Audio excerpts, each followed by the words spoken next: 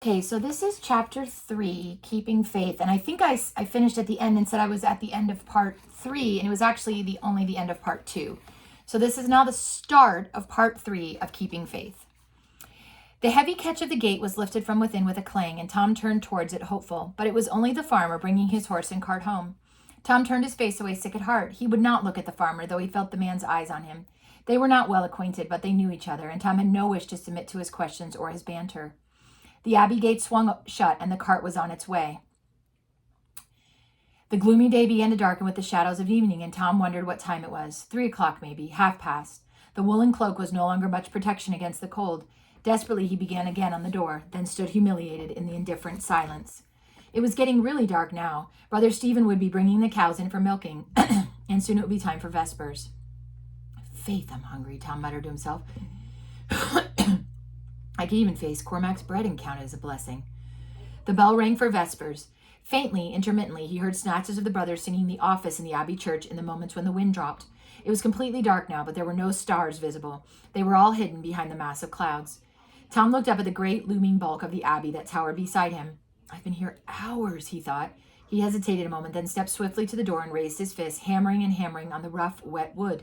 The thunder of his knocking echoed in the black silence. There was no response. The postern door set in the gate opened presently, and 1 or 2 of the villagers who worked in the abbey came out, returning home to their families. Tom drew back into the shadow of the wall, unwilling to be discovered by the light of their lantern. He heard Brother Cyprian's cheery, God give you good night, and was seized by the most abject, engulfing self-pity that he had ever known. He sank down onto his haunches, squatting on his heels, huddled into his cloak in the scant protection from the wind that the abbey wall offered. Oh, come on, he groaned aloud. He had never been so cold and hungry and tired in his life. He seemed to have fallen into a pit of icy blackness, icy black timelessness. The bell rang for Compline, and again he heard distant drifts of chanting. After that, the utter profound stillness of the great silence descended on the abbey, and a new thought spread like a dark stain of incredulous horror through Tom's soul. Oh God, they're not going to leave me here all night. It was then that it started to snow. Tom looked up at the sky, and the snowflakes settled on his eyelashes, melted in his eyebrows, settled softly onto his face, little dreary kisses of cold wetness. He hunched his shoulders, wrapped his arms about himself, shivering, and bent his face down into his body for warmth. Crouched thus in the corner of the gateway to glean what pitiful shelter he could, Tom passed the night dozing fitfully. The cold seemed to have seeped through to his bones, and hunger gnawed at him mercilessly. He clung to the hope of the morning when the gate would open. What do you ask of us? And the nightmare would be over. He fell asleep towards dawn, but was woken by the sound of voices. 2 of the villagers who worked in the kitchens were coming along the road. Tom shrank back against the wall, drawing into the blackness of his cloak, and was thankful to escape the men's notice as they passed through the inset door. The office bell began to ring. The snow had ceased for the time being, but the air was still, and the sky hung heavy with cloud. The occasional snowflake still drifted down. Tom rose stiffly to his feet and stamped about a bit, clapping his arms against his sides. The pain of the cold in his feet, especially in his toes, was acute, and his ears ached in the wind. After a time, he heard the door of the porter's lodge as Brother Cyprian came back from first mass. The sun rose, its first faint flush of pink swelling in a crescendo of crimson glory in the east. The blush of beauty faded as the day wore on, hour after hour, until the sun was suspended, a white remote ball of light in a leaden sky. Straggles of the faithful trudged up from the village to the abbey church for 10 o'clock mass after chapter, and Tom kept out of sight as best he could. He watched them return again down the hill, bundled in shawls, wearing stockings over their clogs so as to not slip on the icy roads. His eyes followed them until they turned the bend in the road and were lost to view, and then he watched the rooks squabbling in their high, precarious nests, listened to their disconsolate cawing. He looked down at the puddles and the potholes, white where air was trapped under the ice, and gray where water touched the frozen surface. 1 or 2 blades of grass poked through the flatness of the ice. Far away a dog yelped, its cry carrying in the cold, and a blackbird cackled in alarm in the hedgerow at the top of the road. Into the hopeless eternity of the day, the abbey bell tolled for the midday office. The sun hung overhead, its glory contracted to a wintry sphere of severity. Through the afternoon, Tom either squatted in the corner of the gateway, leaning against the wall, or else he walked to and fro, beating his arms about his ribs to try and keep warm. Sometimes he whispered the words of the prayers the brothers would be saying in the chapel. He thought back over all that had happened in the last few months, remembered the first casual conversation with Frances standing in the summer garden. What's your name, Lynette? Oh no, Tom put it out of your mind. It seemed a lifetime away. Even his thoughts ran sluggishly, frozen. He felt as though he'd been there forever. Once or twice he beat with his fist on the door, but less often and with less conviction. A few callers came and went, and Tom bent his head and would not meet their inquisitive gaze. Then the sun was sinking again in a wide glow of ochre light. Ochre, O-C-H-R-E. I believe that's the pronunciation. Darkness and the vespers bell, and he sank down hopelessly and sat with his arms tightly around his knees, his head resting on the top of his knees, trying to conserve what vestige of warmth he had. His head ached with hunger, and he was thirsty, too. After a while, he stretched out his hand and scooped up some of the snow that had drifted against the wall and ate it. He satisfied his thirst with snow and felt the coldness penetrate inside him. The compline bell rang, and then came the deep silence of the night. No, Tom whispered to himself, not another night. Oh, please, no. By the middle of that night, Tom could no longer distinguish between the ache of the cold, the ache of the hunger, and the aching of his cramped body.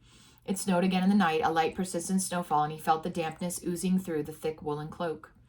In the early hours of the morning, he stood up clumsily to stretch his cramped and aching limbs. I've had enough, he thought dully. I'm going home. He trudged 50 yards down the road and then stopped. What if they opened the gate now, after all this waiting, and found him gone? He turned back, running and stumbling up the road to the silent black mountain of the Abbey. This is my home, he said aloud. But what if they never opened the door to me, he thought. He searched his memory, trying to think if he had ever heard of anyone who had not even been rejected, but simply ignored, left outside, forgotten, in the lightning gray of the dawn. And he sat down again on the Abbey threshold and resumed his weary, aching vigil.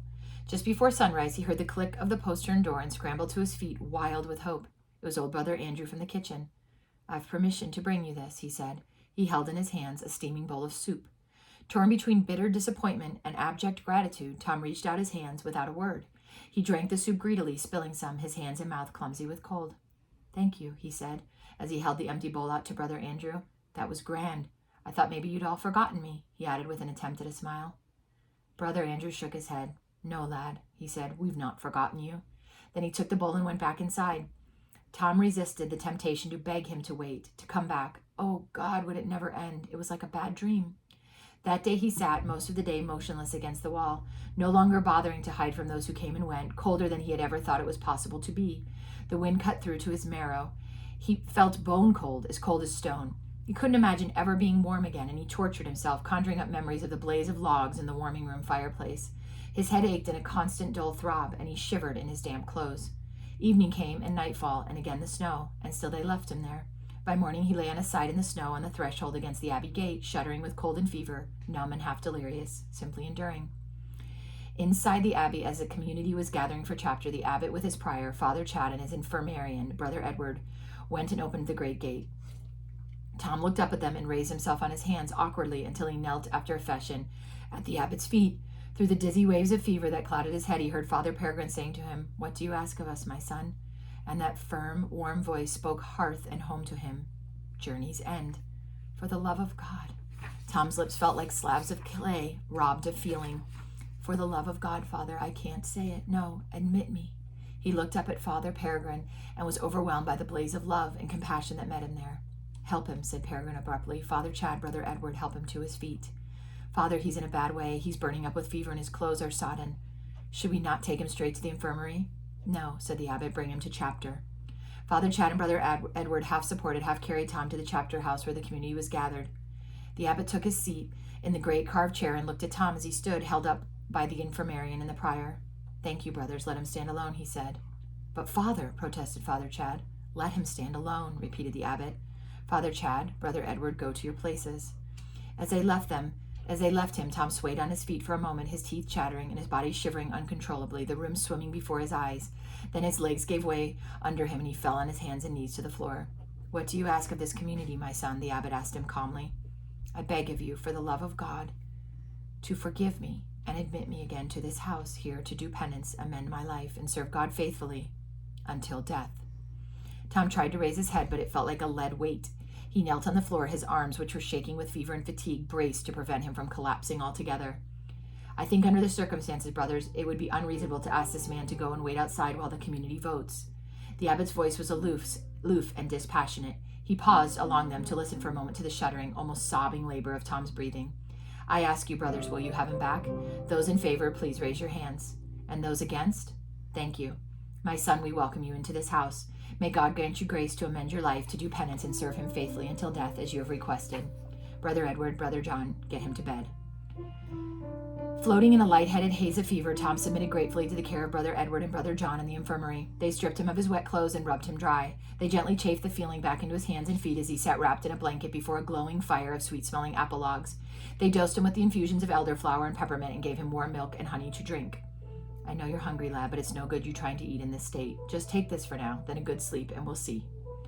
They warmed a shirt for him by the fire and dressed him in it and tucked him into bed like a child, having washed his hands and face and combed his hair. There was a hot brick wrapped in cloths at his feet and one at his back, and Tom lay in a peaceful daze, contentedly smelling the lavender of the infirmary sheets as he sank into the blissful relief of sleep. I think he'll be all right in a day or two, said Brother Edward quietly to Brother John. His chest is clear at the moment. Keep him warm and watch him, and don't let him eat too much too soon. God bless him, he's a brave lad. We'll let him sleep now. That's the best thing for him. They went softly from the room and closed the door. Brother John stood with his arms full of Tom's wet clothes, his face troubled. That was a heartless way to treat him, brother. I don't understand it. To have him kneel before us all. Poor soul, it was cruel. Brother Edward chuckled.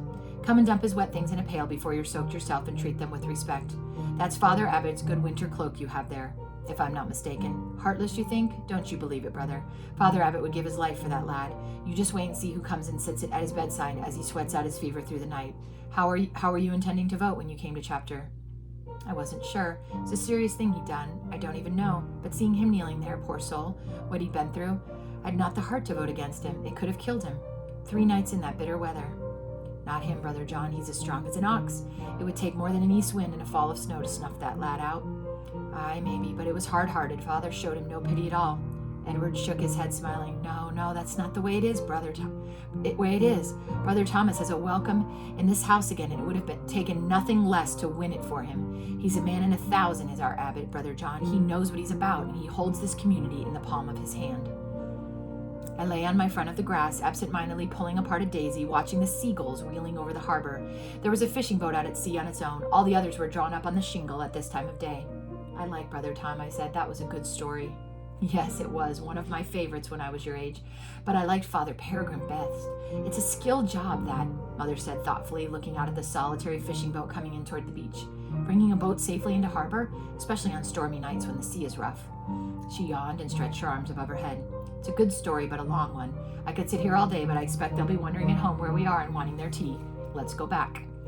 When you began, I said, linking my arm in Mother's as we started toward the lane home, I thought it was going to be a story about Brother Francis. It started off about him. Francis? Yes. He and Brother Tom tend to turn up in the same places, although actually Brother Francis's story is quite different from that, at least, in some ways. He had his struggles too, but they were different from Tom's. Will you tell me Brother Francis's story? Will you tell it to me tonight? Mother laughed. Not tonight. No, I've had enough storytelling for one day. And I promised Mary I'll read a whole chapter of The Wind in the Willows before bed tonight. Tomorrow, maybe. Tomorrow, I said firmly. For sure. And that's the end of chapter 3 from The Wounds of God. And that chapter was titled Keeping Faith. And I really loved what Peregrine did and the idea that had he not done it, the vote probably would have been no. So it's really amazing. A lot of wisdom.